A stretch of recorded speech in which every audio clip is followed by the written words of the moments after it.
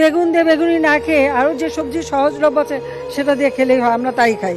মিষ্টি কুমড়া দিয়েও খুব ভালো বেগুনি না বানায়, মিষ্টি কুমড়া দিয়েও বেগুনি বানানো যায়, সেভাবে আমরা করি, সেভাবে করা যায়। এবু সুদ এফেন্দি, এটা আমার আদেশ।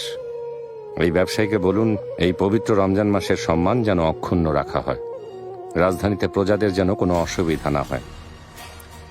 আইন অনুযায়ী বেচাকেনা চলবে, ধার্য করা দামের চেয়ে 1 দিরহামও বেশি আদায় করা যাবে না। বিশেষ করে মাংস এবং রুটির দামের ব্যাপারে সাবধান থাকতে হবে। কাজী হিসেবে তদারকি করুন, যেসব ব্যবসায়ী চড়া দাম আদায় করবে তাদের চিহ্নিত করে কড়া শাস্তি দেবেন। আপনি নিশ্চিন্ত থাকুন জাহাপনা, এই বিষয়ে আমি বিশেষভাবে তদারকি করব। তাছাড়া কাজী এফেন্দিকে তো প্রাথমিক নির্দেশনা দিয়েছেন। ঠিক বলেছেন মহামান্য পাশা। রুটিগুলো এদিকে নিয়ে এসো, দেখি কেমন বানিয়েছে।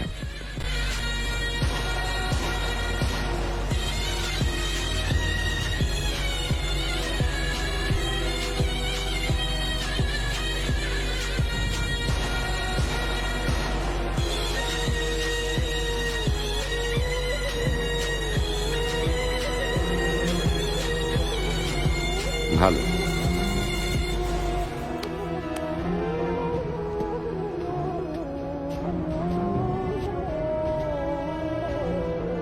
রুটির কারিগররা ঠিক এই ওজনের এই রকম রুটি তৈরি করবে।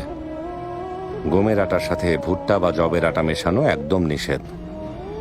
আর সংকট এড়ানোর জন্য কমপক্ষে 1 মাসের আটা মজুদ রাখতে হবে। আপনার আদেশ শিরোধার্য জাহাপনা।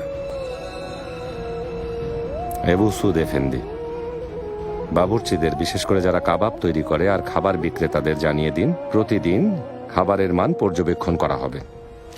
ব্যবহারের পর থালা বাসন একবার ভালো পানি দিয়ে ধোয়ার পর দ্বিতীয়বার সেই পানি ব্যবহার করা যাবে না। জবাই করা পশুর মাংস বিক্রি করতে হবে, আর জবাই নিয়ম অনুযায়ী করতে হবে। জাহাপনা, আপনি এতটাই বিস্তারিত নির্দেশনা দিয়েছেন, এরপর আমাদের আর কিছুই করতে হবে না। এই দায়িত্ব সবার আগে আমার উপরে বর্তায় হোজা চেলেবি। যদি আমি প্রজাদের সুবিধা অসুবিধার কথা না ভাবি, আমাকে আল্লাহর দরবারে তার হিসাব দিতে হবে।